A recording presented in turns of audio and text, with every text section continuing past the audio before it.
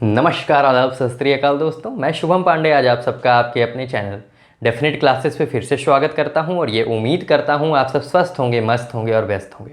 हम लोगों का जो सफ़र है दोस्तों वो पहुंच चुका है मुग़ल साम्राज्य तक।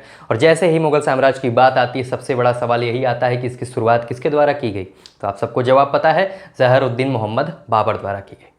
और इसी ज़हरुद्दीन मोहम्मद बाबर से जितने भी इम्पॉर्टेंट सवाल बनते हैं और पुराने एग्जामों में आए हैं उनका हम लोगों ने डिस्कशन किया है दोस्तों शनिवार वाले वीडियो के दिन, जिसका लिंक आपको डिस्क्रिप्शन बॉक्स में भी मिल जाएगा। अगर आपने नहीं देखा है तो आपको उसे देखना है, मैं आपको रिकमेंड करता हूं। और आज हम लोग आगे की कड़ी को जोड़ते हैं। मुग़ल साम्राज्य में जो आखिरी बादशाह की हम लोगों ने बात की है वीडियो लेक्चर में, वह बात हुई है अकबर की। और अकबर आप सबको ज्ञात होगा कि अकबर मरा डिसेंट्री के कारण। और कब मरा दोस्तों? 1605 में।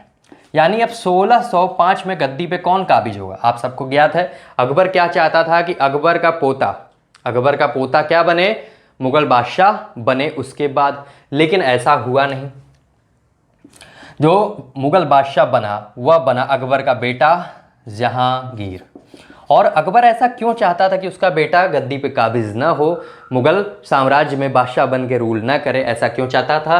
अगर आपने वीडियो मेरा देख रखा है अकबर वाला तो आप सबको इस बात की जानकारी है दोस्तों। नहीं देखा है तो आपको उसे भी देख लेना है। मुगल साम्राज्य के नाम से एक प्लेलिस्ट मैंने बना दी है, तमाम जितने भी इंपॉर्टेंट सवाल बनते हैं और इंपॉर्टेंट चीज़ें कैसे याद रखनी है वीडियो लेक्चर के थ्रू आपको सब बता दिया गया है। बाबर से लेके और अकबर तक का सफ़र सब हम लोगों ने तय किया है। और आज हम लोग को बात करनी है जहांगीर की। और जहांगीर जो समय काल चलाया दोस्तों, जो ये गद्दी पे काबिज रहा, वह चला 1605 से 1627 तक। अब ऐसा हुआ क्या कि जहांगीर अकबर के न चाहते हुए भी जहांगीर गद्दी पे काबिज हो गया। और अकबर किसको चाहता था? अकबर चाहता था कि बने कौन? मुगल बादशाह जहांगीर का बड़ा बेटा, जिसका नाम हुआ करता था दोस्तों खुसरो। अब खुसरो के साथ क्या होगा, इन सब सवालों का जवाब हम ढूंढेंगे दोस्तों। हम लोग साथ जुड़ के अब आगे कार्रवाई को बढ़ाते हैं, आगे की कड़ियों को जोड़ते हैं। अब देखिए, जहांगीर का बचपन का नाम आप सबको याद है, मैंने पहले ही बता रखा है, सलीम। क्यों नाम रखा गया था सलीम, ये भी आपको बताई गई ये बात। और जो ये इसका जन्म हुआ वह हुआ था फतेहपुर सीकरी में। कहाँ हुआ था दोस्तों? फतेहपुर सीकरी में। और कहाँ हुआ था फतेहपुर सीकरी में? फतेहपुर सीकरी में शेख सलीम चिश्ती के कुटिया में हुआ था। इन सब बातों का जिक्र हम लोगों ने अकबर वाले वीडियो में ही कर रखा है, ठीक है दोस्तों। और जहांगीर का इंपॉर्टेंट सवाल है, पूछा जाता है प्रशिक्षक कौन था, चीफ इंस्ट्रक्टर कौन था, यानी इसको कलाओं को सिखाने वाला, यानी युद्ध कला हो गई, कैसे नीतियों को बनाना, इन सब चीज़ों का प्रशिक्षण इसको कौन दे रहा था? चीफ इंस्ट्रक्टर इसका कौन था? तो आप बोलेंगे अब्दुल रहीम खाने खाना। अब्दुल रहीम खान ए खाना। और आपको याद होगा दोस्तों, ये अब्दुल रहीम खाने खाना कौन था? ये बैरम खान का बेटा हुआ करता था। और बैरम खान ने ही अकबर को प्रशिक्षण दिया था। इसी कारण से अकबर की ये सोच थी कि जिसने मुझे प्रशिक्षण दिया है उसी का बेटा मेरे बेटे को प्रशिक्षण देगा। और इसी कारण से अब्दुल रहीम खाने खाना जहांगीर को प्रशिक्षण दिया था, ठीक है दोस्तों। ये इंपॉर्टेंट चीज़ है, आपको याद रखना है। और अब्दुल रहीम खाने खाना नवरत्न भी हुआ करता था। कई सवाल अब्दुल रहीम खाने खाना से बनता है, जब जब आई हैं चीज़ें तब तब मैंने आपको बता दिया है कहाँ से इसके कौन से सवाल बनते हैं। तो अब हम लोग आगे की कड़ी को जोड़ते हैं। इंपॉर्टेंट चीज़ें आती हैं अब आपके सामने। 1585 में जहांगीर ने शादी की दोस्तों। और किससे की शादी? मानबाई से। कौन हुआ करती थी मानबाई? मानबाई बेटी हुआ करती थी भगवान दास की। इंपॉर्टेंट सवाल है, पूछा जाता है। भगवान दास की ये बेटी हुआ करती थी। और ये जो खुसरो था ये जहांगीर और मानबाई का ही बेटा हुआ करता था। यानी इन दोनों की संतान का जो नाम है वह क्या है? खुसरो। इंपॉर्टेंट चीज़ें हैं, याद रखिएगा। फिर क्या हुआ? 1588 में 3 साल बाद ही जहांगीर ने फिर से एक शादी की। और अब शादी हुई दोस्तों जगत गोसाई से। और जगत गोसाई कौन हुआ करती थी? जगत गोसाई हुआ करती थी जो मेवाड़ का शासक हुआ करता था, जिसका नाम था दोस्तों उदय सिंह। उदय सिंह की ये बेटी हुआ करती थी। और जहांगीर और जगत गोसाई की जो संतान थी उसका नाम था दोस्तों खुर्रम। क्या नाम था? खुर्रम। और यही खुर्रम आगे इतिहास में किस नाम से प्रचलित होगा दोस्तों? शाहजहां के नाम से। इंपॉर्टेंट सवाल है, कड़ियों को याद रखना है दोस्तों, वरना अभी आप कंफ्यूज हो जाएंगे। कड़ियों को ध्यान से देखते रहिए, स्किप ना कीजिएगा वीडियो को। तमाम इंपॉर्टेंट सवाल आपके सामने आ भी रहे हैं और आते रहेंगे, ठीक है। तो 1585 में जहांगीर द्वारा एक शादी रचाई गई मानबाई से, और जहांगीर और मानबाई का बेटा कौन? खुसरो। 1588 में जगत गोसाई से जहांगीर ने फिर शादी रचाई, और इन दोनों का बेटा कौन? खुर्रम। और इसी को हम लोग आगे चल के जानेंगे दोस्तों शाहजहां के भी नाम से। यानी खुसरो का हुआ क्या? क्योंकि अकबर क्या चाहता था कि अकबर ये चाहता था कि खुसरो बने अगला मुगल बादशाह, लेकिन हुआ क्या इसके साथ? इस चीज़ को हमें समझना है कि जहांगीर कैसे इस गद्दी पे बैठ गया।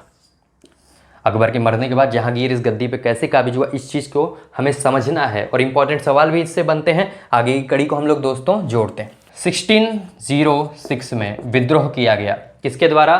खुसरो द्वारा। और जो विद्रोह हुआ उस विद्रोह में रिजल्ट क्या निकला? अर्जुन देव, जो कि क्या हुआ करते थे? सिखों के 5वें गुरु, 5th सिख गुरु। ठीक है दोस्तों, इनको मारेगा कौन? इनकी हत्या हो जाएगी, और किसके द्वारा हत्या होगी? जहांगीर द्वारा। यानी जो 1606 में विद्रोह किया गया खुसरो द्वारा, उसमें अर्जुन देव खुसरो का साथ दे रहे थे, और अर्जुन देव की हत्या करेगा कौन? जहांगीर।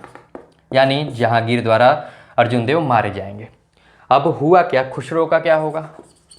खुसरो को इसी जहांगीर द्वारा, यानी इसके पिता ही द्वारा क्या किया जाएगा? अंधा करा दिया जाएगा, ब्लाइंड बना दिया जाएगा, अंधा बना दिया जाएगा, और उसके बाद गद्दी पे सही तरीके से फिर काबिज हो जाएगा। गद्दी पे इसने तो 1605 पे ही कब्जा कर लिया था, लेकिन विद्रोह चल रहा था खुसरो द्वारा। ये बार बार बोलता था कि अकबर जो थे वह ये चाहते थे कि मैं मुगल बादशाह बनूं उनके बाद, लेकिन आप बन गए हो। इसी चीज़ का इसने विद्रोह किया 1606 में, और उसके परिवार स्वरूप क्या हुआ? अर्जुन देव जो खुसरो का साथ दे रहे थे वह मारे गए, और खुसरो बन गया अंधा।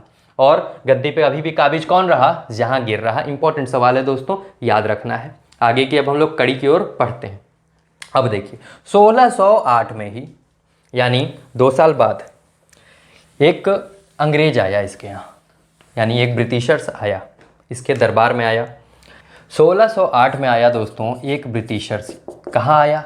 जहांगीर के दरबार में आया, कोर्ट में आया, यानी कोर्ट ऑफ जहांगीर, जहांगीर के दरबार में आया। और जो ये ब्रिटिशर्स आया था, इसका नाम पूछा जाता है, ये था captain William Hawkins. William Hawkins. और ये कौन हुआ करता था? ये प्रतिनिधि हुआ करता था, यानी रिप्रेजेंटेटिव हुआ करता था। किसका? ये हुआ करता था रिप्रेजेंटेटिव दोस्तों ईस्ट इंडिया कंपनी का, ईस्ट इंडिया कंपनी का। 1608 में जहांगीर के ही दरबार में एक ब्रिटिशर्स आया, एक अंग्रेज आया, जिसका नाम हुआ करता था कैप्टन विलियम हॉकिंस, और ये प्रतिनिधि हुआ करता था, रिप्रेजेंटेटिव हुआ करता था किसका? ईस्ट इंडिया कंपनी का। किस उद्देश्य के साथ आया था? सबसे बड़ा सवाल। ये जब आया 1608 में, तो ये परमिशन लेने आया था, यानी इस बात की अप्रूवल लेने आया था कि हम भारत के अंदर क्या करना चाहते हैं? ईस्ट इंडिया कंपनी की शुरुआत करना चाहते हैं।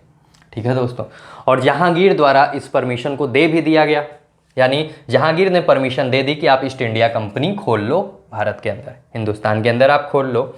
और ईस्ट इंडिया कंपनी खुली भी दोस्तों 1611 में, पहली ईस्ट इंडिया कंपनी खुली, लेकिन ये लंबे समय तक चल नहीं पाई। और इसी कारण से अगर ये सवाल आए, first temporary factory of Britishers कौन सी है, तो आप बोलेंगे 1611 में खोली गई थी। और ये कहाँ खोली गई थी दोस्तों? मुशालीपट्टनम में, मुशालीपट्टनम में।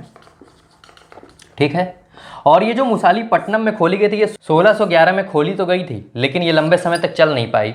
यानी ये क्या हुई? टेम्पररी बेस पे थी, ये लंबे समय तक टिकी नहीं, यानी ये बाद में बंद भी कर दी गई। और क्यों बंद हुई? क्योंकि विवाद हो गया। किसके किसके बीच हुआ? ब्रिटिशर्स यानी अंग्रेजों और डचों के बीच। और डच कहाँ के लोग कहलाते हैं दोस्तों? नीदरलैंड के जो भी लोग हुआ करते थे उन्हीं को डच पीपुल कहा जाता है। याद रखिएगा इस चीज़ को, जानकारी भी होगी आपको इसकी। तो 1611 में मुशालीपट्टनम सबसे पहली ब्रिटिशर्स द्वारा लगाई गई फैक्ट्री। कौन इसका परमिशन दिया? जहांगीर दिया। कहाँ लगाया गया? मुशालीपट्टनम में। लेकिन ये लंबे समय तक चल नहीं पाई, ये बंद कर दी गई। क्यों? क्योंकि ब्रिटिशर्स और डचों में क्या हो गया था? विवाद हो गया था, इस कारण से इसे बंद करना पड़ा।